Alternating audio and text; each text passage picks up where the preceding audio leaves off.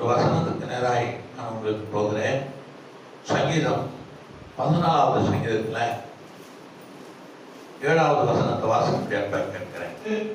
சீயோனிலிருந்து இஸ்ரவேலுக்கு ரட்சிப்பு வருவதாக. கர்த்தருடைய தம்முடைய ஜனத்தின் சிறையிருப்பை திருப்பும் பொழுது யாக்கோப்புக்கு களிப்பும் இஸ்ரவேலுக்கு மகிழ்ச்சியும் உண்டாகும். அல்லேலூயா. உன் களிப்பு எப்படி வரும்? உன் ரட்சிப்பு எப்படி வரும்? உன் மகிழ்ச்சி எப்படி உனக்கு வரும்? உன் சிறையிருப்பை திருப்பும் பொழுது, உன் சிறையிருப்பு திரும்பும் போது என்ன வரும் உனக்கு? என்ன சொல்லுது வசனம்? ஜனத்தின் சிறையிருப்பை திருப்பும் பொழுது யாக்கோபுக்கு என்ன வரும்? களிப்பு வரும். களிப்பு என்றால் குதூகலம், மகிழ்ச்சி, சந்தோஷம், ஆனந்தம். நமக்கு தீராத வியாதி ஒரு நம்ம கிட்ட இருக்குன்னு வச்சுக்கீங்க. பெரும்பாடு உள்ள ஸ்திரீ 12 வருஷமாய் பெரும்பாடு உள்ளவா இருந்தா, அவர் தன்னுடைய ஆஸ்திகள் எல்லாம் வித்தா,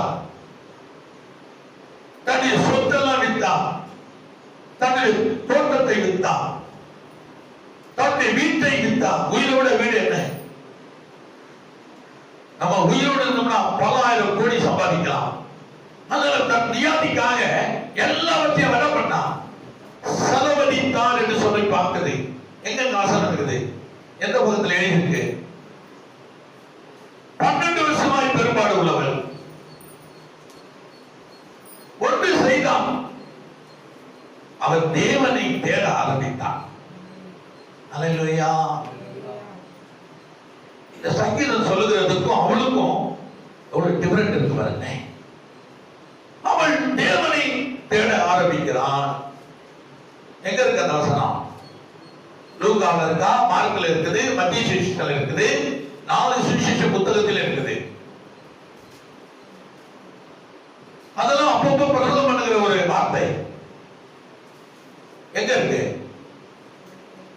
பைபிள் படிக்கிறது இல்லை நீங்க எல்லாம், மனசுல வச்சுக்கிறது இல்ல. உலகத்துல எல்லாத்தையும் மனசுல வச்சிருப்பீங்க நீங்க, ஆனா வசனத்தை வந்து வச்சிருக்க மாட்டீங்க. ஏன்னா விசாரத்தை வைக்க விட மாட்டான்.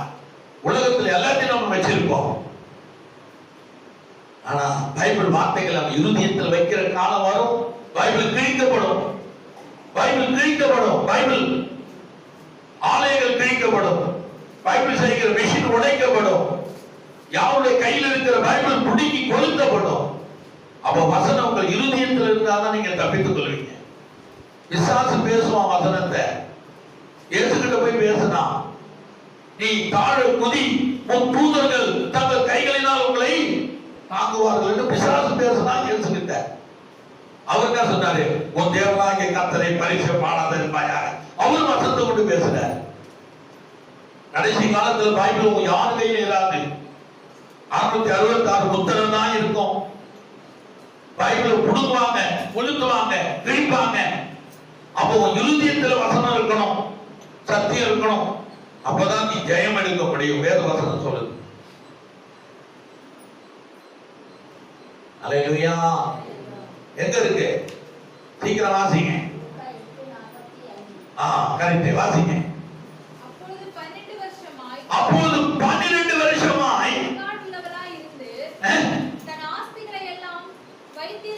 பெரும்பாடு உள்ளவர்களுக்கு தன் ஆஸ்திகளை என்ன பண்ண? வைத்திருந்ததில் விற்று செலவழித்து ஒருவனாலும் சொஸ்தமாக்காதபடி ஒரு பெண் அந்த நாட்டில் இருந்திருக்கிறான்.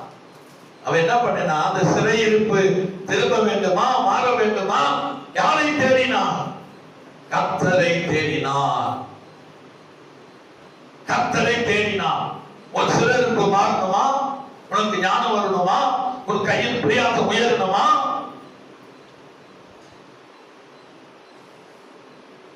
நீங்க பாண்டி குடும்பம் ஒரு சேஃப்டி இல்லாம ஊரை பார்க்க போகிற ஒரு சூழ்நிலை வந்துருச்சு பாருங்களேன். சேஃப்டி இல்ல. 20 வருஷம் 30 வருஷமா சம்பாதித்தேன்னா இல்ல, ஒரு சேஃப்டி இல்ல. ஒரு வருஷம் 2 வருஷம் நம்ம உட்கார்ந்து சாப்பிடுற அளவுக்கு நம்மளால சேஃப்டி பண்ண முடியல. ஏன்னா ஞானம் இல்ல, முயற்சி பண்ண முடியல. எப்படியா இந்த நாட்டில் நாம் இருக்க வேண்டும் என்கிற சட்டத்துக்குள்ள இல்லை, அந்த விசுவாசம் இல்லை.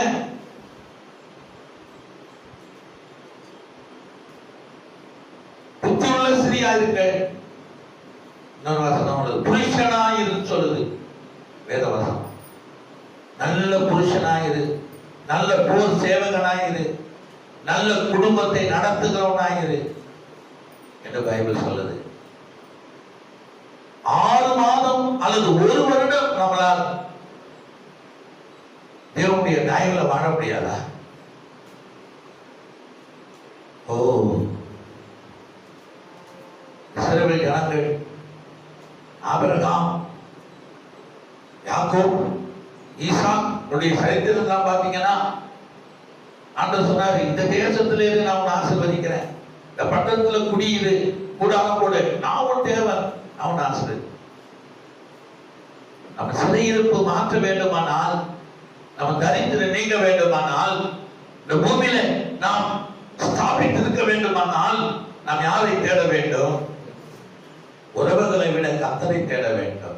உறவுகளை விட, சொந்த பந்தத்தை விட நீ கர்த்தரை தேடி பாரு. உன் உறவுகள் எல்லாம் உன்னிடத்துல வரும். நீ உறவுடத்துல போக தேவையில்லை. கர்த்தர் எல்லா உறவுகளும் உன்னிடத்திலே கொண்டு வருது. அல்லேலூயா. யோபுடைய சரித்திரத்தை நீங்க வாசித்திருப்பீங்க. அவன் யாரிடத்தில் போகவில்லை. அவனும் நோய்வாய்ப்பட்டு வேதனைப்பட்டு துக்கம் தன் மனைவியோடு, மனைவி கூட சொன்னான், நீ தேவனை தூசித்து என்ன பண்ண? உன் உயிரை விடு, வைத்தியக்காரி போல பேசுகிறீங்க. ஆண்டவர் எவ்வளவு அள்ளி கொடுத்தான், நம்ம கிள்ளி சாப்பிட்டோம், எப்படி நடத்தினான், வேலை அடைத்தான். இன்னைக்கு உபத்திரப்படுகிறோம். கர்த்தர் கொடுத்தார் சோத்திரம், கர்த்தர் எடுத்தார் சோத்திரம், இங்கேதான் இருப்பேன், நான் எங்கேயும் போவேன். ஆண்டவர் அவனை பறித்து பார்த்தான். அவன் அந்த தேசத்துக்கு எங்கே போகிறேன், அவன் ஜெயமுழுகிறவனாய் இருந்தான். அவனுடைய கூட்டாளிகள், 3 கூட்டாளிகள் கூட அவனை துன்பப்படுத்தினார்கள், துயரப்படுத்தினார்கள். ஆனா அவர்களுக்காக அவன் என்ன பண்ணான்? அவர்களை அவன் எழுத்து பேசவில்லை. என்ன பண்ணான்? ஜெபம் பண்ணினான். மற்றவர்களுக்காக நீ ஜெபம் பண்றியா? மற்றவர்களுக்காக கடிகிறியா? மற்றவர்களுக்காக அழுதியா? அரவீட்டுக்குள்ள அழு, மற்ற நேரம் அழாத. அது ஏமாத்து வேலை. அந்த இடத்துல அழு, ராமுழுது அழு, தேவனுக்கு முன்பாக அழு, மனுஷன் முன்பாக அழாத. தேவனுக்கு முன்பாக அழு, தேவனுக்கு முன்பாக உன்னை சர்வாங்க நகரங்களை அப்புகொடு. அந்த இடத்திலே நீ தேவனோடு இசைந்து இருப்பாயானால் வெளியிறங்க உனக்கு என்ன உண்டு? சும்மா எத்தனையோ கிறிஸ்தவ மக்களை நான் பார்த்துட்டேன். அல்லேலூயா. ஜெபிக்கிற நேரத்தில் ஜெபம் பண்ணு, உபவாசிக்கிற நேரத்தில் உபவாசம் பண்ணு, சிரிக்கிற நேரத்தில் ஜெபம் பண்ணு, சந்தோஷமா ஜெபம் பண்ணு, மகிழ்ச்சியா ஜெபம் பண்ணு, ஆனந்தமா ஜெபம் பண்ணு, தனிமையா தேவனோடு அழு. அதுதான் உங்களுக்கு புத்தி சொல்றதுன்னா. அல்லேலூயா. 10 பேருக்கு முன்னாடி நீ அழுது தூக்கல கேட்டா ஜெபம் பண்ணுவாங்களா? உன் அழுகையை பார்ப்பாங்களா? விண்ணப்பம் பண்ணுவாங்களா? என்ன இவங்க இப்படி அழுதாங்க நினைக்க மாட்டாங்க. ஆண்டவர் நம்மளை அழ பிறக்கவில்லை, சிரிக்க நம்மளை உண்டாக்கினார், மகிழ்ச்சியை அடைய உண்டாக்கினார், சந்தோஷமாய் வாழ நம்மளை உண்டாக்கினார். அழுகிறதுக்கு ஒரு குறிப்பிட்ட நாள் கொடுத்திருக்கிறார், அவ்வளவுதான். அதோட அழுது முடிந்து கர்த்தருடைய பாதத்தை அந்தரங்கத்திலே நீ அழு. இயேசு கிறிஸ்து கெத்செமனே தோட்டத்திலே ராமுழுது ஜெபித்து அழுதார் தேவனுடைய பாதத்துல. யாருக்கும் தெரியாது. ஆனா பகல் முழுவதும் அவர் என்ன பண்ணாரு? மகிழ்ச்சியை உண்டாக்கினார், குஷ்டரோகியை சுஸ்தமாக்கினார், முடவனை நடக்க வைத்தான், குருடனுக்கு பார்வை கொடுத்தான், திமிர்வாதக்காரனுக்கு சுகம் கொடுத்தான். ஒரு மகிழ்ச்சி, ஒரு சந்தோஷம். அது குறித்து உலகம் துக்கப்பட்டது, துன்மார்க்கன் துக்கப்பட்டான், சண்டாளன் துக்கப்பட்டான். எல்லா ஜனங்களும் இயேசு பின்னாடி போயிட போறாங்களே என்று சொல்லி துன்மார்க்கனும் சண்டாளனும் பொல்லாதவர்களும் இயேசுவை குறித்து பொறாமை கொண்டார்கள். உன்னை கொண்டு பொறாமைப்பட வேண்டுமானால் நீ தேவனோடு இசைந்து இரவு முழுவதும் ஜெபித்து கர்த்தர் பாதத்திலிருந்து அற்புதங்களை அடையாளங்களை பெற்று பகல் முழுவதும் அற்புதங்களை செய்ய ஆண்டவரை தகுதிப்படுத்த வேண்டுமா? எல்லா ஆஸ்திகளையும் வித்து வைத்தியத்திலே கொடுத்து யாராலையும் சுகம் கொடுக்க முடியாத ஒரு சூழ்நிலை. என்ன பண்றா? யாரை தேடுறா? யாரை தேடுறா? கர்த்தரை தேடுறா. இந்த வசனம் என்ன சொல்லுது? லூக்கா என்ன சொல்லுது? அவருக்கு பின்னாக வந்து இல்ல, முதல்ல என்ன சொல்லுது? அப்பொழுது 12 வருஷமாய் பெரும்பாடுள்ளவளாய் இருந்தும் தன் ஆஸ்தி எல்லாம் வைத்தியர்களுக்கு செலவழித்தும் ஒருவராலும் சொந்தமாக்கப்படாதிருந்த ஒரு ஸ்திரீ. ஒரு பெண், யாராலுமே முடியல, ஒண்ணும் முடியல. ஓ, இந்த தேவ சமூகங்க, ஆவியானவர் அசைவாடி கொண்டிருக்கிறார். பிசாசுக்கு இங்க வேலை கிடையாது. பரிசுத்த ஆவியானவர் உலாவி கொண்டிருக்கிறார் என்பதை மறந்து வச்சீங்க. அவர் உலாவி கொண்டிருக்கிறார். தேவாலயத்தில் தீமைக்கு வேலை கிடையாது. பரிசுத்தம், எங்கும் பரிசுத்தம், எவ்விடத்தில் பரிசுத்தம். அவன் நினைக்கிறான், கடைசியில் அவன் இயேசுவை நோக்கி பார்க்கிறான். அவர் பவரா இருக்கிறார், வெளிச்சமா இருக்கிறார். அவர் சுற்றிலும் ஒரு பெரிய கூட்டம் இருக்கிறது. அவர் என்ன பண்ணுறான்? தேவனை, அவருடைய வசனத்தை தொடுவதற்கு முயற்சிக்கிறார். பாவியானவர் தொட முயற்சிக்கிறார். ஒரு வசனத்தை நான் உங்களுக்கு சொல்ல விருப்பப்படுறேன். மத்திய சுவிசேஷம் 6ஆம் அதிகாரம் 33 இப்படி சொல்லுது. என்ன சொல்லுது? முதலாவது தேவனுடைய ராஜ்யத்தையும் அவருடைய நீதியையும் தேடுங்கள், அப்போது இவைகள் எல்லாம் உங்களுக்கு, வியாதி, இது சுகம், வறுமையிலிருந்து ஆசீர்வாதம், துக்கத்திலிருந்து சந்தோஷம், தரித்திரத்திலிருந்து நிம்மதி, இதெல்லாம் எப்படி கொடுக்கப்படுமா? கூட கொடுக்கப்படும். எப்படி கொடுக்கப்படும்? கூட, குறைவில்லை. எப்படி கொடுக்கப்படும்? கூட கொடுக்கப்படும். ஆண்டவரை தேடும் பொழுதுதான் கூட கொடுக்க முடியும். இந்த சங்கீதக்காரன் கூட அப்படிதான் சொல்றான். சங்கீதத்தில் என்ன சொல்றான்? சங்கீதக்காரன், சீயோனிலிருந்து இஸ்ரவேலுக்கு ரட்சிப்பு வருவதாக கர்த்தர் தம்முடைய ஜனத்தின் சிறையிருப்பை திருப்பும் பொழுது யாக்கோபுக்கு அளிப்பும் இஸ்ரவேலுக்கு மகிழ்ச்சி தான் வரும். ரட்சிக்கப்பட்ட பெண்கு ஒரு பெரிய மகிழ்ச்சி, ஒரு பெரிய சந்தோஷம், ஆவிக்குரிய சந்தோஷம். பாவத்தின் சந்தோஷம் இல்ல,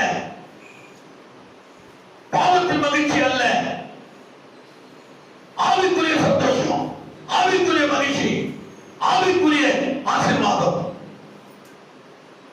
யாக்கோபுக்கு என்ன உண்டாச்சாம்? களிப்பு. தாங்க முடியல, களிப்பு தாங்க முடியாது. களிப்பு தாங்கவே. சிறையிருப்பை திருப்பும் போது யாக்கோபுக்கு களிப்பு, இஸ்ரவேலுக்கு மகிழ்ச்சியும். யாக்கோபு களிப்பு வந்த உடனே இஸ்ரவேலுக்கு என்னாச்சாம்? ஒரே மகிழ்ச்சி, சந்தோஷம். மனம் திரும்பின உடனே, சிறையிருப்பு நம்மளுடைய போன உடனே, நான் உலகத்து மகனாய் இருந்தேன், உலகத்து மகளாய் இருந்தேன், பாவத்தில் இருந்தேன், சாபத்தில் இருந்தேன், அக்கிரமத்தில் இருந்தேன், அநியாயத்தில் இருந்தேன், பாவம் செஞ்சு கொண்டிருந்தேன், நான் துரோகம் பண்ணி கொண்டிருந்தேன். இப்ப நான் மனம் திரும்பிட்டேன், பாவத்தை விட்டு சாபத்தை விட்டு நான் இயேசு கிட்ட வந்துட்டேன். பாவத்துக்கும் சாபத்துக்கும் அதுக்கு எனக்கு சம்பந்தம் இல்ல. ஏன்னா நான் இருள் இருந்தேன். அது இது பாவம், அது இது பாவம் இல்லைன்னு எனக்கு தெரியாது. இப்ப நான் வெளிச்சத்துக்குள்ள வந்துட்டேன். பாவம் என்ன அணுக முடியாது. ஆண்டவர் சிறையிருப்பை மாற்றி போட்டுட்டான். அதனால எனக்கு என்ன உண்டாயிற்று? களிப்பு உண்டாயிற்று. இரண்டாவது மகிழ்ச்சி உண்டாயிற்று. அவ யோசிக்கிறான், எல்லாத்தையும் நான் வித்துட்டேன், நான் வாழ்வதற்கு உயிர் வேணும், சாக போறேன். அதுக்கு முன்பாக இயேசுவை ஒரு தடையாவது நான் தொட்டு பார்க்கிறேன். ஒரு முறை என்ன பண்றேன்? இயேசுவை நான் தொட்டுக்கிறேன். இயேசுவை தொடுபடி அவர் கிட்ட வரா. தொடுபடி, இயேசுவை தொடுபடி கிட்ட வரும்போது அங்க என்ன நடக்குது? அப்ப இங்க என்ன நடக்குது? வாசிக்கு கீழே அடுத்த பகுதி. அவருக்கு பின்னாக வந்து அவளுக்கு பின்னாக வந்து அவருடைய வஸ்திரத்தின் ஓரத்தை தொட்டார். ஓரத்தை தொட்டான். உடனே அவருடைய பெரும்பாடு நீங்கி கரங்களை தட்டி கர்த்தரே, மகள் பெரும்பாடு நின்னுட்டு ரத்தப்போக்கு நின்னுட்டு. அந்த மாதிரி தான் நம்ம சர்ச்சில ஒரு சகோதரி வந்துட்டு இருந்தான். அவங்க பேர் என்ன, ஸ்டெல்லா. ஒரு மாசமா ரத்தப்போக்கு போயிட்டு இருக்குது. ஒரு முறை அவங்கள பார்த்து நான் கேட்கிறேன், ஏன் சிஸ்டர் ரொம்ப இழைச்சு போயிட்டீங்க, நல்லா தானே இருந்தீங்க? ஒரு விஷயம் ஐயா உங்கள்கிட்ட சொல்ல வெக்கமா இருக்கு. ஒன்னும் வெக்கப்படாதீங்க, என்ன இருந்தாலும் என்கிட்ட சொல்லுங்க சொன்னாங்க. ரத்தம் போய்கிட்டே இருக்கியா, நிக்கவே மாட்டேதுன்னாங்க. அந்த இடத்துல நான் ஜெபம் பண்ணேன். கோயில் பிச்சையில் பெருகிட்டு இருந்தாங்க. அந்த இடத்துல நான் போகும்போது அந்த இடத்துல ஜெபம் பண்ணேன். அந்த பெரும்பாடு நின்று போயிடுச்சு. அவங்க சாட்சி கூட சொன்னாங்க. அல்லேலூயா. உடனே பெரும்பாடு நின்று போயிடுச்சு. உடனே அங்க ஒரு வல்லமை புறப்படுகிறத அங்க இயேசு சொல்றாரு. என்ன சொல்றாரு கீழே? அப்பொழுது இயேசு என்னை தொட்டது யார் என்று கேட்டார். ஆண்டவரை தொட்டா உன் வாழ்க்கை மாறிடுன்னு உன் ஆண்டவரை தொடல. அவர் உன்னை தொட பார்க்கிறாரு, நீ அவருக்கு உன் சரீரம் தொடர அளவுக்கு இல்லைன்னு பார்க்கிற. அவர் தொடலாம், ஆனா தொடர அளவுக்கு நம்ம அவருக்கு ஏற்ற பரிசுத்தமா இல்லைன்னு ஆண்டவர் பார்க்கிறார். நீ தொடலாம், ஆண்டவர் விரும்புறாரு. என் மகள் எப்பொழுது என்னை தொடுவா, என் மகன் எப்பொழுது என்னை தொட நான் வாங்கிக்கிறேன் என்று சொன்னார். ஆண்டவருக்கு ஒரு பரிசுத்தத்தை பார்க்கல. சில நேரங்களில் எதையும் பார்க்க மாட்டார். வந்து அவரை தொட்டு தூக்கி கழுவி விபச்சனை பார்த்து சொல்றாருல்ல, ஏன் யாரும் உன்னை கல்லல அடிக்கலையான்னு கேட்கிறாரு. ஆண்டவரை யாருமே அடிக்கல. அப்போ அந்த ஆண்டவர் ஒரு வார்த்தை பயன்படுத்துறார், பதிவு செய்கிறார். எல்லாரும் யூதர்கள், அதுல வந்து எல்லாருமே இருக்கிறாங்க, பரிசுத்தவான் ஒரு மக்கள் எல்லாருமே வந்து இவர் பேச்சாரி, இவர் கையும் களவுமாய் பிடிக்கப்பட்டாங்க என்று சொல்றாங்க. அப்போ எல்லாரும் கல்ல வச்சிருக்காங்க. அந்த காலத்துல அது ஒரு நீதி, குற்றவாளியை கல்லல அடிச்சு கொள்றது. அதான் யூதருடைய வழக்கம். ரோமர், யூதர், கலைஞர், கேட்கிறீங்களா தான் வேலை. அப்ப இயேசு அங்க நிக்கிறார். இயேசு கிட்ட அந்த பெண் ஓடி வருகிறார். அப்ப எல்லாம் சொல்றாங்க, போதுகிறே இவர் கையும் களவுமா பிடிக்கப்பட்ட விபச்சாரம் என்ன சொல்றாரு. ஆண்டவர் கீழே உட்கார்ந்து மண்ணில் என்ன பண்றாரு, எழுதுறாரு. என்ன போதுகிறே நாங்க சொல்றோம், நீங்க பதில் கொடுக்க மாட்டீங்கன்னு கேட்கிறார். அப்ப ஆண்டவர் சொல்றாரு, உங்களில் பாவம் இல்லாதவன் முதலில் கல்லெறிய கடவன் என்று சொல்லிட்டு மறுபடியும் எழுதுறார். அப்ப அந்த பூமியில பாவம் செய்யாதவன் யாருமே கிடையாது. அந்த காலத்தில் உள்ள பரிசுத்தவான் சபையில் இருக்கிறவன் யூதர்களே ஒருவன் ஒருவன் பார்த்து கல்ல என்ன பண்ணிட்டான். ஏன்னா இயேசு ஒரு பரிசுத்தமானவர், ஒரு தீர்க்கதரிசி, கடவுளால் அனுப்பப்பட்டவர். அவர் கீழே எழுதுகிறார். ஒருவேளை அடிச்சிருப்பாயானால் அந்த இடத்திலே அவன் செத்திருக்க கூடும், மறித்திருக்க கூடும். ஏன்னா அவர் அப்படிதான் எழுதுகிறார் கீழே. உங்களில் பாவம் செய்யாதவன் இந்த பாவியான விபச்சாரி மேல கல்ல அடறான்னு சொல்றார். ஒரு பாய கூட அடிக்கல. எல்லாம் பாவம் பண்றான்னு அர்த்தம். எல்லாம் போயிட்டான். ஆண்டவர் கேட்கிறாரு அவளை பார்த்து, மகளே ஒருவனும் உன்னை கல்லால் அடிக்கவில்லையா? இல்ல ஆண்டவரே. உடனே ஆண்டவர் அவர் கையில சொல்றார், நானும் உன்னை நியாயத்திருக்க போவதில்லை. இனி என்ன பண்ணாத, இனி பாவம் பண்ணாத, இனி பாவம் பண்ணாத. செய்த பாவத்தெல்லாம் நான் மன்னிச்சிட்டேன், இனிமே பாவம் பண்ணாத என்று சொன்ன உடனே அவள் அத்தனை பாவத்தையும் வெறுத்து விட்டு இயேசு பின்னே கடந்து போய்விட்டார் என்றுதான் பைபிள் சொல்லுது. அவதான் கல்வாரியிலே இயேசு கிறிஸ்து உயிர் தெழுந்த பொழுது யாதான் கர்த்தரை முகமுகமா தரிசித்தது. அந்த விபச்சாரியான மரியாள் ஸ்திரீ தான் முதல்ல இயேசுவை சந்தித்தார். ஆண்டவர் யாருக்கு முதலிடம் கொடுத்திருக்கிறார் பார்த்தீங்களா? கல்லறையிலிருந்து எழுந்து யாரும் தரிசிக்கிறாரு, அந்த மரியாதை தான் சந்திக்கிறார். அவதான் போய் சீசருக்கு போய் சொல்றான், எவ்வளவு பாக்கியத்தை, எப்பொழுது மனம் திரும்பினதுனால அந்த சத்தியம் இயேசு சொன்ன வார்த்தை அவன் உள்ளத்துல போய் கிரியை செஞ்சதுனால அவன் மனம் திரும்பிட்டான். அவன் பெரும்பாடு நிரூபித்து உடனே இயேசுவுக்கு தன் உண்மையை அறிவிக்கத்தக்கதாக சாத்தாரணமா தேவனுடைய பாதத்தில் விழுந்து என்ன சொல்றார்? கீழே என்ன நடக்குதுக்கு கீழே. அப்பொழுது இயேசு என்னை தொட்டது யார் என்று கேட்கிறார். எங்களுக்கு தெரியாதுன்னு அநேகர் சொன்னாங்க. எல்லாரும் அப்படிதான் சொன்னாங்க. கீழே வாசி.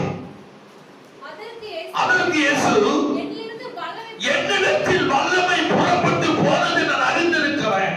ஒருவன் இங்கு சுகமாக்கி இருக்கிறான், ஒருத்தி ஆசிரியப்பட்டிருக்கிறான் என்பதை தேவன் திட்டமா சொல்றாரு. அவளுடைய சிலை இருப்பை நான் மாத்திட்டேன், அவளுக்கு களிப்பு மகிழ்ச்சி உண்டா இருக்கிறதை என்னால் பார்க்க முடிகிறது சொல்லி இயேசு சொல்றாரு.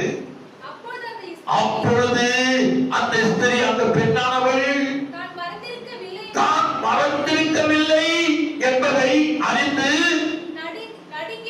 நடுங்கி வந்து இயேசு முன்பாக சாஷ்டாங்கமாய் விழுந்து, நான் தான் உம்மை தொட்டேங்கிற காரணத்தை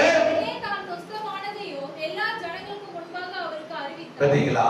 நான் பாவி, நான் தான் பெரும்பாடு, 12 வருஷமா ரத்த போக்கு, நான் என் ஆசையை வித்தேன், சொத்தை வித்தேன், வீட்டை வித்தேன், ஆட்டை வித்தேன், மாட்டை வித்தேன், கோவரி கழுதியை வித்தேன், என் நிலத்தை வித்தேன், என் திராட்சை தோட்டத்தை வித்தேன், வைத்திரத்திலே கொடுத்த சுத்தமாகவில்லை, நசராகிய இயேசு கிறிஸ்துவின் வசனத்தை தொட்டேன், என்னுடைய சிறையிருப்பு என்னை விட்டு போயிட்டு நான் மகிழ்ச்சியா இருக்கிறேன், களிப்பா இருக்கிறேன், நான் தான் அந்த ஸ்திரீ என்று எல்லாம் முன்பாக சாட்சியிடுகிறார். இயேசு என்ன சொன்னார்? ஒரு வார்த்தை சொல்றாரு. அவர் அந்த 12 வருஷமா பெரும்பாடு உள்ள ஸ்திரியை பார்த்து, ஓ கரங்களை தட்டி கர்த்தரை மகளே படுத்து அவர் உடனே சொல்றாரு, என் மகளே சொல்றாரு, என் மகளே. நம்ம தகப்பன் சொல்லுவானா, இல்ல நம்ம சொந்தம் சொல்லுமா, இல்ல நம்ம பந்தம் சொல்லுமா, இல்ல நம்ம உறவுகள் நம்மளை பார்த்து அன்போடு அரவணைப்போடு பாசத்தோடு பற்றோடு மகளே என்று கூப்பிடுவார்களா? அவர் அவளை பார்த்து சொல்லுகிற ஒரு வார்த்தை என்ன? என் மகளே திடங்கொள், உன் விசுவாசம் உன்னை ரட்சித்தது, சமாதானத்தோடு போ, உன் வாழ்க்கை செழிப்பாய் மாறும். கரங்களை தேடி கர்த்தரை மகிமைப்படு. மகளே என்று கூப்பிடுகிற ஒரு குரல் உனக்கு கேட்க வேண்டுமா? உன் ஆண்டவராய் இயேசு கிறிஸ்துவை உன் சொந்த இரட்சகராக உண்மையை பேசி உண்மையை சொல். உன் வாழ்க்கை, உன் சிறையிருப்பு மாறும், உனக்கு களிப்பும் மகிழ்ச்சியும் உண்டாகும். எப்பொழுது? உன் தேவனாகிய கர்த்தரை நீ தேடும் பொழுது, அவர் நீதியை தேடும் பொழுது, அவருடைய அன்பை தேடும் பொழுது, அவர் கற்பனையை தேடும் பொழுது, அவர் வழியிலே நீ நடக்கும் பொழுது, அவரே உன் சொந்த இரட்சகராக நீ பாவித்து அனுதினமும் அவருடைய நாமத்தை முத்தமிடுவாயானால், ஆண்டவர் சொன்ன வார்த்தை சமாதானத்தோடு போ, உன் வாழ்க்கை செழித்திருக்கும் என்று சொல்லி அந்த பேர் சொல்லப்படல, பெரும்பாடு ஸ்திரீ என்றுதான் சொல்லப்பட்டிருக்கிறது. அவளை ஆசீர்வதித்து அனுப்பினார். தேவன் உன்னை ஆசீர்வதிக்க வேண்டுமா?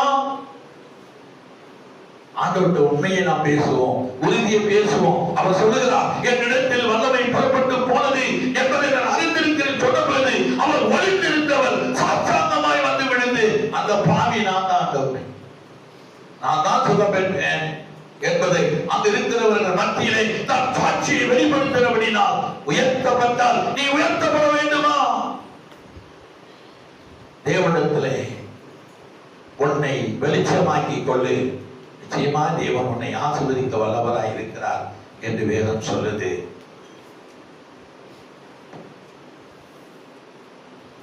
சங்கீதம் 2 ஒரு வார்த்தை இப்படி சொல்லுது. சங்கீதம் 2 எடுத்துக்கலாமா?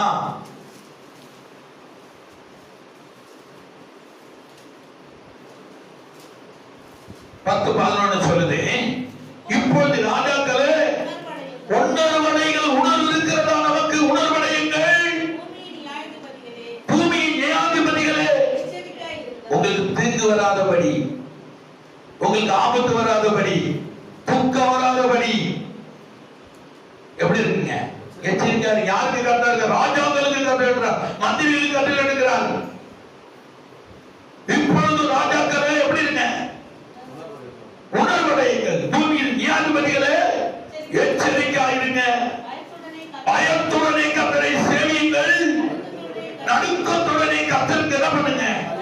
களிக்கூறு, நடுக்க இருக்கணும்.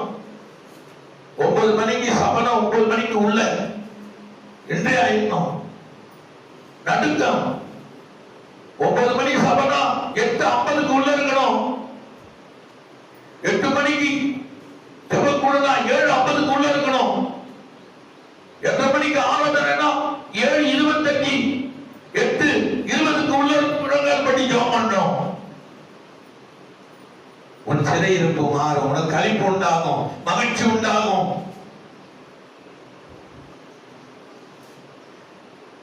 தேவனாகிய கர்த்தருடைய களிப்பு மகிழ்ச்சியும் ஆசீர்வாதம் உன் குடும்பத்துல, உன் இல்லத்துல உனக்கு நிரந்தரமாய் ஆசீர்வாதம் கிடைக்க வேண்டுமா? உனக்கு தேவன் மேல பக்தி பயம் இருக்கணும். உலகத்து மேல பயம் இருக்குதோ அது எனக்கு தெரியாது. கர்த்தர் மீது நீ பயந்தா உலகத்துக்கு பயப்படுவ, நீதிக்கு பயப்படுவ, நியாயத்துக்கு பயப்படுவ, உன் பேரண்ட்ஸுக்கு பயப்படுவ, உன் தாய்க்கு பயப்படுவ, உன் தந்தைக்கு பயப்படுவ, உன் உறவுகளுக்கு நீ பயப்படுவ. கர்த்தர் மேல் உனக்கு பயம் இல்லாவிட்டால் நீ யாருக்கு நீ பயப்பட மாட்ட. Oh my Lord Jesus. வேத வசனம் சொல்லுகிறது, பக்தியுடனே கர்த்தர் என்ன பண்ணுங்க, சேவியுங்கள். நடுக்கத்துடன் என்ன பண்ணுங்க, அவருடைய சமூகத்தில் களி கூறுங்க. நடுக்க வேண்டும். இல்லை என்றால் நாம் எதையும் செய்து பிரயோஜனம் இல்லை. கீழ்ப்படியாதவர்களுக்கு தான் நியாயத்து. அப்படிதான் பைபிள் சொல்லுது. அப்ப இங்க சொல்றாரு, முதலாவது எதுதான் தேடணுமா? 2வது சாப்டருக்கு வர முதலாவது எதுதான் தேடணுமா? தேவனையும் தேவனுடைய ராஜ்யத்தையும் அவருடைய நீதியையும் தேடுங்கள், அப்போது இவைகள் எல்லாம் எவைகள். மேல 22 வாசிக்கிறேன். உடைக்காகவும் நீங்கள் கவலைப்படுகிறது என்ன? ஏன் கவலைப்பட, நம்ம ஏன் கவலைப்பட வேண்டும்?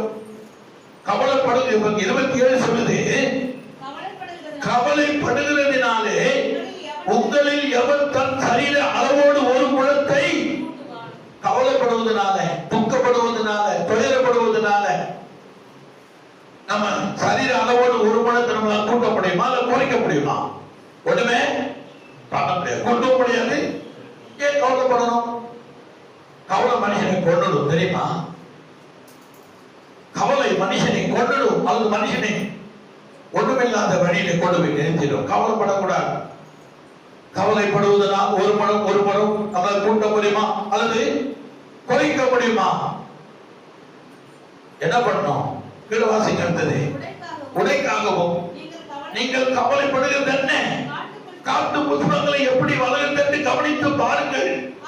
அவைகள் உழைக்கிறதும் இல்லை, நூற்கிறதும் இல்லை என்றாலும் சாலமோன் முதலியார் சர்வ மகிமையிலும் அவைகள் ஒன்றே போலாகிலும் உடைத்திருந்தது இல்லை என்று உங்களுக்கு சொல்லுகிறேன். கவலைப்படுவதனால, வேதனைப்படுவதனால, துக்கப்படுவதனால, துயரப்படுவதனால ஒண்ணுமே நேரிட போவதில்லை.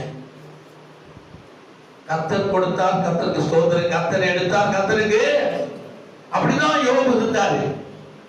கடைசியில ஆண்டவர் எல்லா விதத்திலும் அவனை சோதித்து முடித்த பின்பு அவன் எப்படி அவனை கர்த்தர் மாற்றினாரா? வேதம் சொல்லுது 42 யோபு புஸ்தகம் 42. அவன் கவலைப்படல இருந்தா பைபிள் சொல்லுது. நீ நானும் தான் கவலைப்பட்டு இருக்கிறோம். எல்லாம் இருந்து நம்ம கவலைப்படுறோம். எல்லாத்தையும் வாரி கொடுத்து விட்டு அவன் கவலைப்படல. என்ன சொல்லுதுங்க வேதம்? கர்த்தர் யோபின் முன்னிலைமை பார்க்கிறார். அவன் பின்னிலைமையை ஆசீர்வதித்தார். ஏன் அவனை ஆசீர்வதித்தார்னா சில பாயிண்ட் இருக்குது. அதனால தான் அவனை ஆசீர்வதித்தான் என்று வேதம் சொல்லுகிறது. ஏன் அவனை ஆசீர்வதித்தார் என்று வேதம் சொல்லுகிறது தெரியுமா? 41 33 34 வாசிங்க. பூமியின் மேல் அதற்கு ஒப்பானது ஒன்றுமில்லை. அது நிர்பயமாய் இருக்க உண்டு பண்ணப்பட்டது. அது மேட்டிமையானது எல்லாம் அற்பமாய் எண்ணுகிறது. அது அலங்காரம் உள்ளது. ஜீவனுக்குள்ளெல்லாம் ராஜாவா இருக்கிறது. திம்புகலத்தை பத்தி ஆண்டவர் பேசுறார். கடல்ல கிடக்கிற திம்புகலம் மீன் இருக்குல்ல, அது குறித்து, அது எதை குறித்து அசையாது. அதுக்கு ராஜாலாம் அதுதான், மந்திரி அதுதான், பிரபு அதுதான், கடல்ல அதுதான் ராஜாவா இருக்குது என்று சொல்லிட்டு கீழே சொல்றாரு பாருங்க 42. அப்ப சொல்ற உடனே அங்கே கர்த்தர் யோபு அப்போது கர்த்தரோடு பேச ஆரம்பிக்கிறான். அங்க என்ன நடக்குது? பிரியத்தனமாக தேவரீர் சகலத்தையும் செய்ய வல்லவர். ஆண்டவர் உயர்த்துறான். நீ உயர்த்துறியா? ஆண்டவர் உயர்த்தி பேசுறியா? நீ உயர்த்தி பேசுறாதான் சிறையிருப்பு. இல்ல மனுஷனை உயர்த்தி பேசுறியா? உன்னிடமே பேசிட்டு இருக்கிறியா? நீ ஆண்டவரை பேசி அவன் சொன்ன உடனே அவன் சொல்றான், கர்த்தரை மகிமைப்படுத்தல. என்ன சொல்றான்? தேவரீர் சகலத்தையும் செய்ய நீ வல்லவர், நீர் செய்ய நினைத்தது தடைப்படாது என்பதை அறிந்திருக்கிறேன். தேவனை உயர்த்துகிறான், தன்னை தாழ்த்துகிறான். 2வது வசனம் சொல்லுது தன்னை தாழ்த்துகிறான். என்ன சொல்றான்? 2வது வசனம் என்ன சொல்லுது?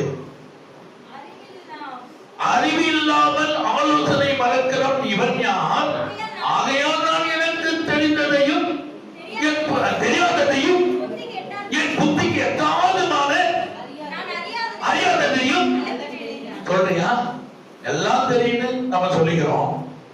யோபு பயங்கரமான ஆளு தெரியுமா உங்களுக்கு? உத்தமன், பரிசுத்தல உத்தமன், உண்மையில உத்தமன், பேச்சில உத்தமன், கர்த்தரை உயர்த்துதல் உத்தமன், குடும்பத்தை நடத்துவதில் உத்தமன், பிள்ளைகளை வளர்ப்பதில் உத்தமன், சொத்துக்களை சேர்ப்பதில் உத்தமன், தேவனுக்கு பலியிடுவதில் உத்தமன், கர்த்தரை தேடுவதில் உத்தமன், கர்த்தர் கொடுக்கிறதுல முதன்மையானவன். அவனே தேவன் எல்லா விதத்திலும் அவனை சோதித்தார். கொடுப்பதிலும் பலியிடுவதிலும் ஆராதிப்பதிலும் அவன் உத்தமனா இருந்தபடினால அவனுக்கு தான் சோதனை. அவன் என்ன சொல்றான்? தேவரீ நீ சகலத்தை செய்ய வல்லவர், நீ நினைத்தது ஒன்றும். என்ன அவர் நினைச்சாரு? என்ன அவர் நினைச்சது ஒன்றும் தடைப்படல. உலகம் எப்படி இருந்தது? இருளா இருந்தது. ஆண்டவர் பார்த்தாரு, வெளிச்சமா இருக்கட்டும் சொன்னார். உலகம் வெளிச்சமா மாறிச்சு. பள்ளமா இருந்தா நல்லதுன்னாரு. அந்த சமுத்திரத்தை உண்டாக்கி எல்லா தண்ணியும் பள்ளத்துல போய் வந்துருச்சு. பூமிக்கு வானம் இருந்தா நல்லதுன்னாரு, வானம் உண்டாயிடுச்சு. பூமி இருந்தா நல்லதுன்னாரு, பூமி உண்டாயிடுச்சு. பூமி வெறுமையா இருக்குது. புல்லு செடி உண்டாந்தா நல்லது பார்த்தாரு, புல்லு எல்லாம் முளைச்சு. இதெல்லாம் இருந்து மிருகங்கள் ஒன்றும் இல்லையேன்னு சொல்லி மிருகங்கள் உண்டாக கடவுள் மிருகம் உண்டாயிடுச்சு. எல்லாம் ஒரே மாதிரியா இருக்குது. பகல் என்ன? பகல் உண்டாயிடுச்சு. இரவுன்னாரு, இரவு உண்டாயிடுச்சு. கடைசியில பார்த்தாரு, எல்லாம் ஒழுங்கு தெரியுமா இருக்கிறது. அவர் நினைச்சதெல்லாம் ஒருவாய்க்கு பார்த்தாரு. இவ்வளவு உண்டாக்கி நம்ம என்ன பண்ணோம்? இதை ஆளுகை செய்ய ஒருவர் வேணும் என்பதை ஆண்டவர் உருவாக்குறேன். ஒரு மனிதனை நாம் மனிதனை உருவாக்குவோம் என்று சொல்லுகிறார். அப்போ மண்ணில ஒரு எடுத்து களிமண்ணை எடுத்து அதுல அதுக்கு ஒரு மனுஷனை உண்டு பண்ணி தன் சுவாசத்தை அதுல ஊதுறார். அவன் என்ன பண்ணுகிறான்? மனிதனா மனிதன். அவன் தனிமையா இருப்பது நல்லது என்ற மனுஷன் தனிமையா இருப்பது. கல்யாணம் பண்ணி வச்சே பாயிறான். அவன் தனிமையா இருந்தா எப்படி பாயுவான்? கல்யாணம் பண்ணி குழந்தை குட்டி இருக்கிறவனே நீங்க பாயிறான். அப்ப தனிமையா இருந்தா எப்படி பாயுவான்? ஓவரா பாயுவான். ஆனா தான் கர்த்தர் சொன்னாரு, மனுஷன் தனிமையா இருப்பது நல்லது இல்ல, ஏற்ற துணையோட கொடுக்கணும். அவன்தான் ஒழுங்கா இருப்பான். அழகா அவன் எலும்பிலேயே ஒரு பெண்ணை உருவாக்கினார். அவனுக்கு கொடுத்துட்டார். இல்லையா? அதான் ஆண்டவர் மனுஷனையும் மனுஷியும் தேவன் அறிந்திருந்தார். அதனால தான் ஆணும் பெண்ணுமாக உண்டாக்கி அவங்களை ஒன்றில் இணைக்க சித்தமா இருந்தார். அவனு சேர்க்கறதுக்கு முன்னாடி இவனையும் சேர்த்துக்கிட்டான். பாவம் உண்டாயிட்டு. அவன் சேர்த்து வச்சிருந்தா பாவம் இல்லை, இவனே தேடிக்கிறதுனால பாவம் உண்டாயிட்டு. நீதியை தாண்டும் பொழுது, நியாயத்தை தாண்டும் பொழுது பாவம் வந்துடும். அவர் எதுக்கு உண்டு பண்ணாரு? ஏன் மனுஷன் உண்டு பண்ணாரு? ஏன் மனுஷனோட ஒரு நாளைக்கு அவங்களுக்கு 2 பேருக்கும் கல்யாணத்தை பண்ணுவாரு. அது மாதிரி வெயிட்டிங் வெயிட் பண்றாங்க. இவன் ஒரு பக்கம் துடிக்க, அவ ஒரு பக்கம் துடிக்க. கனி நிமித்தம் அந்த பாவம் உள்ள பூந்துருச்சு. உலகத்துக்கே பாவம் வந்துருச்சு. அல்லேலூயா. அதுதான் இன்றைக்கு நடந்திருக்கிறது பூமியில. பெற்றோர்கள் நினைப்பாங்க பிள்ளைங்க ஒண்ணு பண்ணிட்டு போயிட்டே இருக்கும். அதுதான் வாழடி வாழ தாயை போல மகள் சேலையை போல நூலு இதெல்லாம் பைபிள் சொல்லுது. அப்படியே போயிட்டு இருந்தீங்க சாபம். அதுதான் அந்த சாபத்திலிருந்து அந்த பாவத்திலிருந்து மனுஷனை மீட்க வேண்டும் என்பதுதான் தேவனாய் கர்த்தருடைய சித்தம். அதுக்கு தான் தன்னுடைய ஒரே குமாரனை அவர் என்ன பண்றாரு, பூமிக்கு அனுப்பி இந்த பாவம் அந்த பாவம் அந்த சாபம் இது எல்லாத்தையும் என்ன பண்றாரு, தாமே சுமந்து கொள்கிறார். அதான் கல்வாரி சிலுவை, அதுதான் ரத்தம், அதுதான் ஆணிகள், அதுதான் முக்கள். அல்லேலூயா. சிறையிருப்பை தேவன் மாற்ற வேண்டுமானால் நாம் கர்த்தருடைய பாதத்தில் என்ன பண்ணோம், அமரணும். அப்படி பாதத்தில் அமர்ந்தாதான் மனம் திரும்பினாதான் கலிப்பு, சிறைக்கு போனாதான் சந்தோஷ மகிழ்ச்சி நம்ம வாழ்க்கையில உண்டாகும் என்று வேதம் சொல்லுகிறது. அப்போ பாவம் செய்யாதவன் பூமியில ஒருவனும் இல்லைன்னு பைபிள் சொல்லுது. ஆனா ஒரு வார்த்தை சொல்லி நான் முடிக்க கடமைப்பட்டிருக்கிறேன். 1 யோவான் புஸ்தகம் 1 யோவான் 1ஆம் அதிகாரம் 9வது வார்த்தை வாசிங்க. 9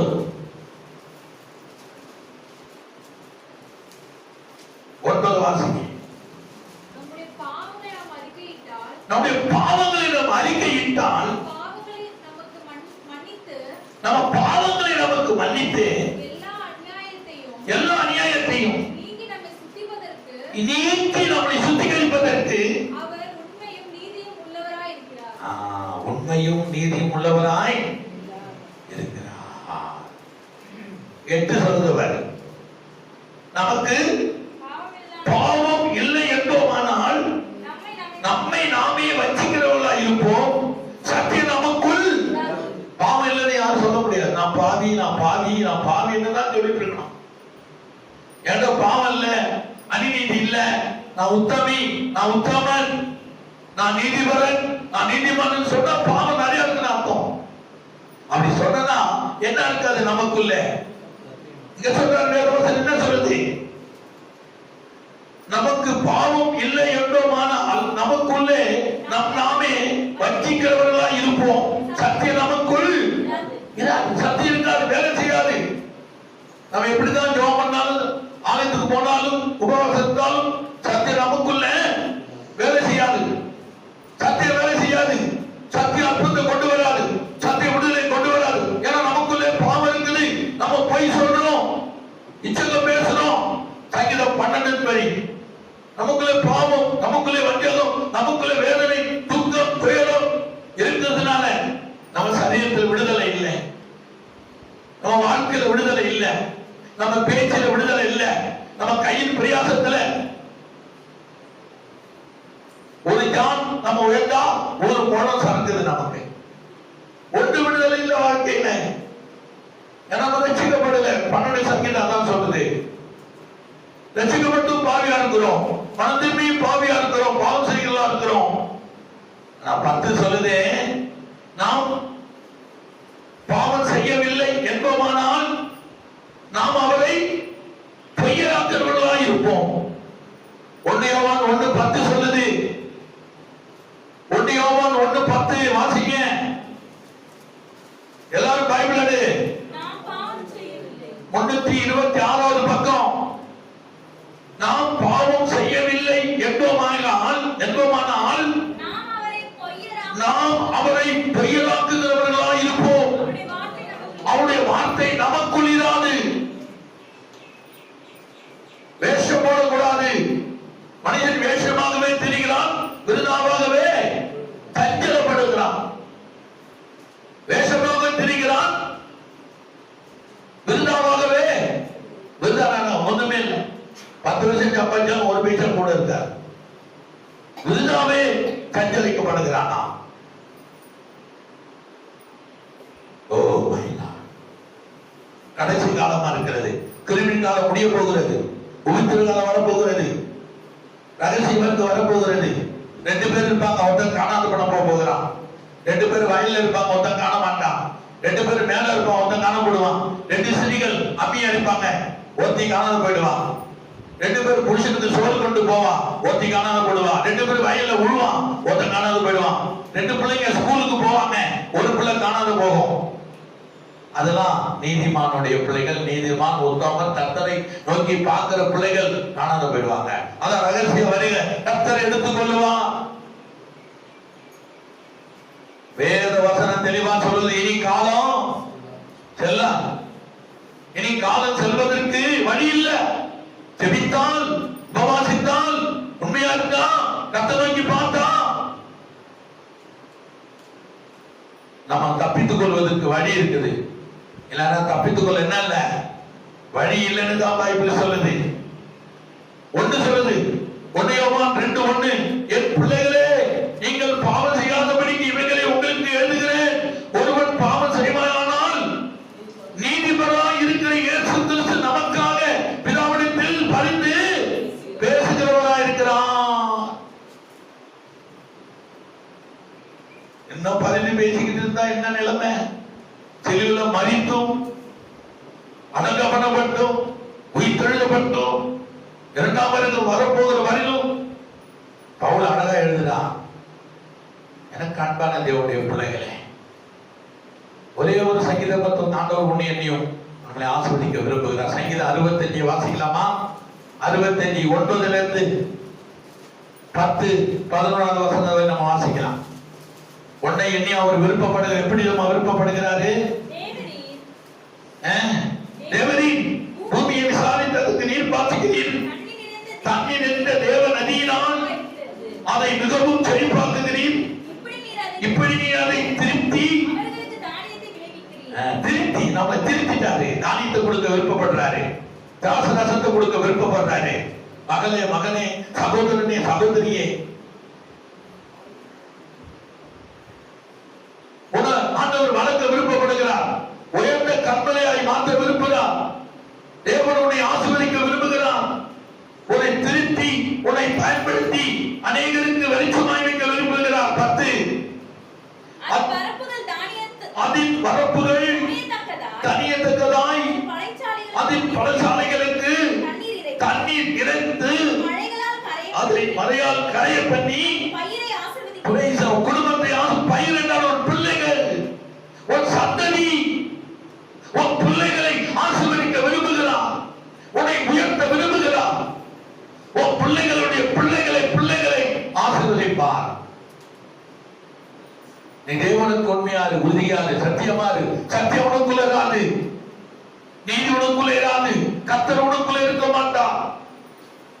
அப்படின்னு அந்த ஆசீர்வாதம் உனக்கு கிடைக்காது. இந்த ஆசீர்வாதம் வேணுமானால்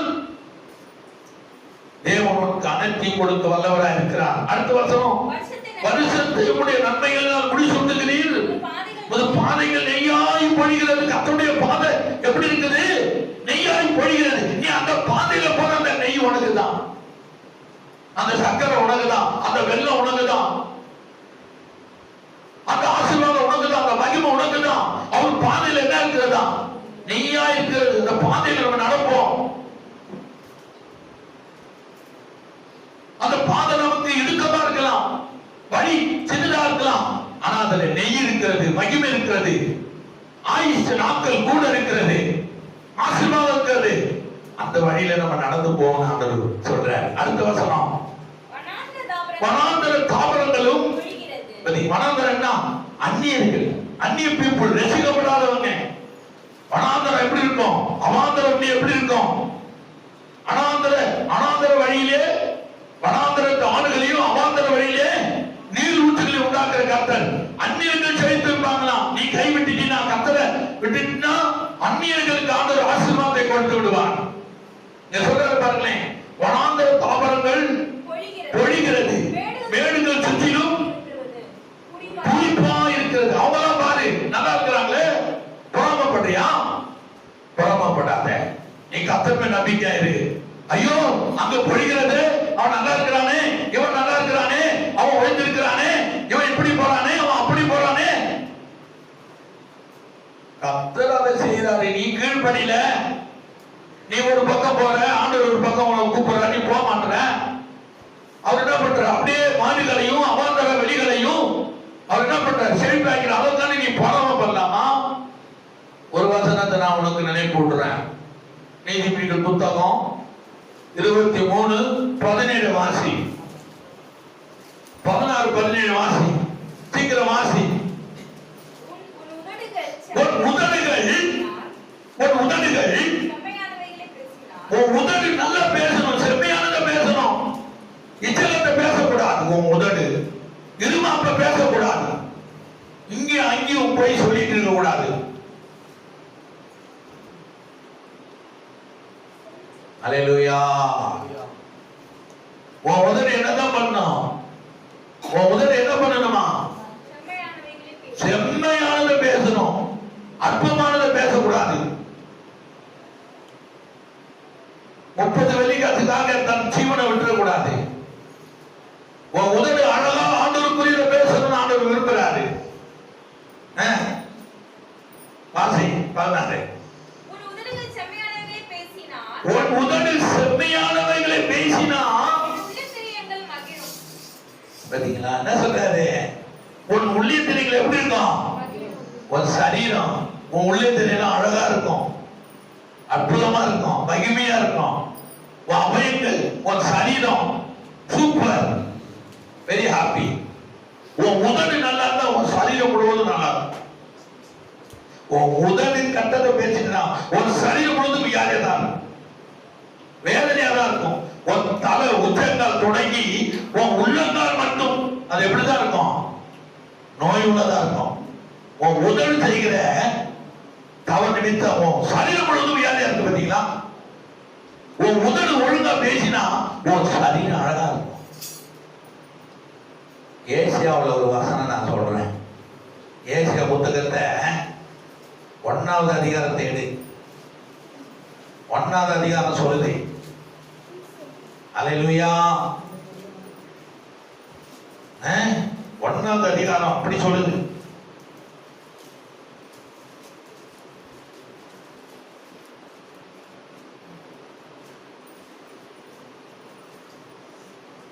அல்லேலூயா.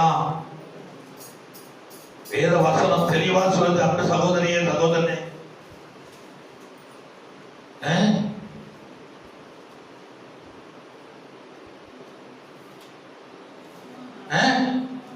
வாசிங்க.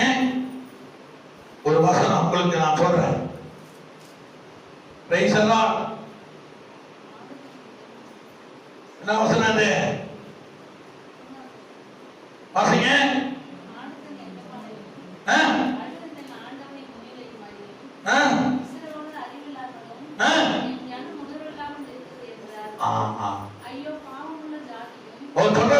நல்ல வசனத்தை நீங்க போட்டுட்டு காட்டிக்கீங்க. மறுபடி மேலே வாசிங்க. மாடு தன் எஜமானையும் கழுதை தன் ஆண்டவன் முன்னிலையும் அறியும். இஸ்ரவேலோ அறிவில்லாமலும் என் ஜனம் உணர்வில்லாமலும் இருக்கிறது என்கிறேன் என்கிறார்.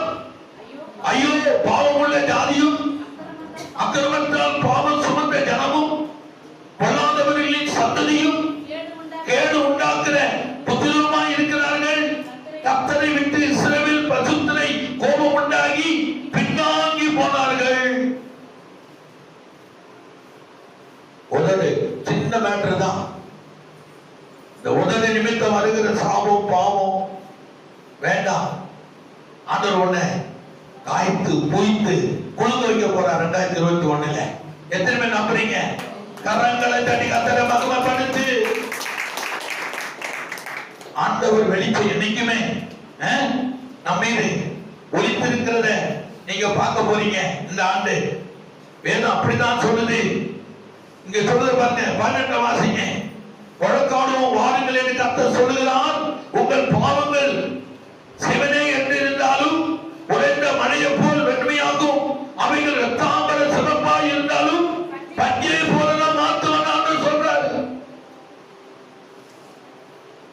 ஒப்புக்கொடு. இந்த 2021 ஒரு மகிமையான வருஷமா நீ மாக்க போற. உலகத்துக்கு பெரிய அழிவு வரும், ஆனா நீ தப்பித்துக் கொள்ளுவ. ஆனால் உன் ஆத்மாவை காப்பார், உன்னை காப்பார், உங்களை காப்பார், யாரையும் கைவிட மாட்டான். உதவி செய்கிற பாவத்தின் நிமித்தம் வருகிற சாபம் சொன்னாரு பாருங்களேன். வாசிங்க. இந்த வசனத்தோடு நான் முடிக்கிறேன். 14 என்ன சொல்றது? உன் உதடுகள் செம்மையானவைகளை உன் உதடுகள் செம்மையானதை பேசினா எப்படி இருக்கும்? என் உள்ளத்திரியங்கள் மகிழும். என் உள்ளத்திரியங்கள், ஆண்டவருடைய உள்ளத்திரியங்கள் மகிழுமா? உன் உள்ளத்திரியங்கள் சுகமா ஆனந்தமா இருக்கும். உன் மனதை பாவிகள் மேல் பொறாமை கொள்ள விடாதே. நீ நாடோறும் கர்த்தரை பற்று பயத்தோடு இரு. நிச்சயமாக முடிவுண்டு. உன் நம்பிக்கை வீண் போகாது. என் மகனே மகளே, நீ செவி கொடுத்து ஞானமடைந்து உன் இருதயத்தை நல்வழியிலே நடத்து. நல்வழியிலே நடத்து. கிருபைகளை சூழ்ந்து கொள்ளும். ஆண்டவர் ஆசீர்வதிப்பார்.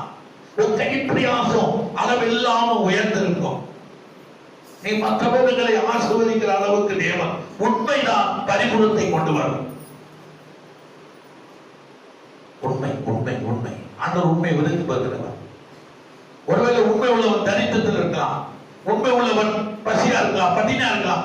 ஏற்ற காலம் வரும், அவனை உயர்ந்த வச்சிருவார். உயர்ந்து அவனை முன்னை மீது பட்டணமாய் மாற்றிடுவான். உண்மை உள்ளவன் சீக்கிரம் ஆசீர்வதிக்கப்பட முடியாது. ஆனா அவனுக்கு கெடு கொடுப்பார். இன்னும் இன்னும் உண்மை உள்ளவனை இன்னும் புடப்படுகிறார். புடமிட்டு அவனை பொன்னாய் அதிலிருந்து ஒரு நாள் அவன் கீழே தள்ளப்படுவதில்லை. ஒரு நாள் தள்ளப்படுவதில்லை. கர்த்தர் அவனை மேன்மைப்படுத்த விரும்புகிறார். அப்போ சங்கீதம் 65 படி தேவனை உயர்த்த வேண்டுமானால் பாவிகள் மீது உன் பொறாமை கொள்ளவும் மனத உன் உதடு உண்மையை பேசட்டும். ஆண்டவருடைய உள்திரியங்கள் மகிழ மகிழ உன் குடும்பத்துல நோய் நொடி இல்லாம உன்னை ஆசீர்வதிப்பான். உன்னை பெருக பண்ணுவான். உன் உதடு கரெக்டா இருக்கணும். பொய் சொல்லக்கூடாது, பித்தலாட்டம், அங்க இங்க இதெல்லாம் ஒண்ணும் பண்ணக்கூடாது. நான் சொல்லல, பைபிள் சொல்லுது. பைபிள் சொல்லுது நீ இப்படி இருக்கக்கூடாதுன்னு சொல்லுது. அதான் நான் வசனத்தை எடுத்து சொல்றேன். நீ வசனத்தை படிப்பது இல்லை. நான் இரவு முழுவதும் தேடி கண்டுபிடிச்சு கர்த்தர் சொல்றாரு, அதை நான் உனக்கு சொல்றேன். அதனால உதடு ஒழுங்கா பேசணும், கண்டதை பேசக்கூடாது. அப்படி பேசினா ஆண்டவர் மேல இன்பமா இருக்க மாட்டார். அவருடைய உள்ளே தெரிய மகிழாது. நாக்கை அடக்குகிறவன் என்ன பண்றானா? வருஷத்தை கூட்டுகிறானா? ஜீவனை பெருக பண்ணுகிறான். நாக்கு அடக்கு, உன் வாழ்நாள் பெருகும், உன் கையின் பிரயாசம் பெருகும். அள்ளி கொடுக்கிறவனாய் தேவன் உன்னை, அள்ளி கொடுக்கிறவனாய் தேவன் உன்னை மாற்றுவான். வாயையும் நாக்கையும் அடக்கு, எல்லாம் பெருகும். பாருங்களேன், பேச்சை குறைஞ்சிட்டா ஆசீர்வாதம் பெருகுமா? வேதவசனம் சொன்னது, நான் எடுத்து உனக்கு சொல்றேன். அவ்வளவுதான். நானும் ஒரு பாவிதான். என்னை இந்த வசனத்தினால் தான் திருப்பி வச்சிருக்கிறார். பூமியில ஒருவனும் நீதிமான் அல்ல என்பதை வேதம் சொல்லுகிறது. அப்ப முதலாவது யாரதான் தேடணும்? கர்த்தரை தேடணும், நீதியை தேடணும். அப்போது உலகத்துடைய ஆசீர்வாதம் நமக்கு எப்படி வரும்? கூட வரும். அதுக்கு நம்ம என்ன பண்ணணும்? சங்கீதம் 14 கடைசிப்படி நம்ம என்ன பண்ணணும்? என்ன பண்ணோம்? ஆண்டவருடைய சத்தியத்தை கேட்கும் போது நமக்கு என்ன கிடைக்கிறது? சீயோனில் இருந்து என்னெல்லாம் வரும்? ரட்சிப்பு தான் வரும். கர்த்தர் தம்முடைய ஜனத்தின் சிறையிருப்பை திருப்பும் பொழுது யாக்கோபுக்கு என்ன வரும்? களிப்பு. இஸ்ரவேல் நாட்டுக்கு, இஸ்ரவேல் மக்களுக்கு என்னதான் வரும்? மகிழ்ச்சி உண்டாகும். அப்ப மனம் திரும்பி தான் குணப்படணும். அப்பதான் ஆசீர்வாதம். அப்பதான் 65வது சங்கீதம் நம்ம வாழ்க்கையில நிறைவேறும். நீர் பாய்ச்சலோட இருப்பா. தோட்டத்தெல்லாம் நம்ம குடும்பத்துல நிரப்பி தானியத்திலாம் நிரப்பும். உலகத்துல அழிவு வரும், கர்த்தர் நம்மளை காப்பா. நீ நீதிமானா இருந்து பாரு, நியாயமா இருந்து பாரு. கோதப்பட்டினத்துல ஒரு நீதிமான் இருந்தா கர்த்தர் நம்மை காப்பாற்றினாரா இல்லையா? சொன்னாரு, திரும்பி பார்க்காத, திரும்பி பார்க்காத மகளேன்னு சொன்னாரு. அவர் சொத்து வரி பிடிச்ச வீட்டுல என் வீடு என்ன திரும்பி பார்த்தா என்னாச்சு? திரும்பி பார்க்காத. ஆண்டவர் சொன்னா கேளு, திரும்பி பார்க்காத. திரும்பி பார்த்ததுன்னா அந்த விளைவு அந்த அதே வேற விதமாமா அவன் குடும்பம் மாறி வேற விதமா போச்சு. ஆண்டவர் சத்தியத்தை பார்க்குது, உலகத்தை பார்க்காத. இதை மட்டும் பாரு, உன் வாழ்க்கை சேர்க்க. உலகத்தை பார்க்காத. உலகம் இருமாப்பா ஒண்ணு கூட விட்டு இருமனது விட்டுரும். உலகம் ஒண்ணு சிறு குலைச்சிடும். உலகம் ஒண்ணு தனியை விட்டுரும். இதை பாரு, உன்னை தோட்டமாய் கர்த்தர் மாத்துவான். பைபிளை பாரு, உலகத்தை பார்க்காத, மனுஷனை பார்க்காத. நீ நீ பைபிளை பாரு, பைபிள் வார்த்தையை பாரு, அவர் சத்தத்தை பாரு, அவருடைய கற்பனையை பாரு. அவர் கட்டளை ஒரு வாழ்வு, ஒரு சந்ததி பலவிதமாய் பெருகும் என்பதுதான் வேதம் சொல்லுது. அதனால கவலைப்படாதீங்க. கர்த்தர் உங்களை ஆசீர்வதிக்க வல்லவராக இருக்கிறார். நம்ம ஆண்டவர் சிறையிருப்பை மாற்றும் போது நமக்கு என்ன வரும்? களிப்பும் இஸ்ரவேலருக்கு மகிழ்ச்சி உண்டாகும். மகிழ்ச்சி என்ன முக்கியம்? களிப்பு தானே முக்கியம், உதவி தானே முக்கியம், பாதுகாப்பு தானே முக்கியம், சரீரத்தில் சுகம் தானே முக்கியம். ஆண்டவர் நம்மை ஆசீர்வதிக்க வல்லவராக இருக்கிறார். எழுந்திருப்போம்.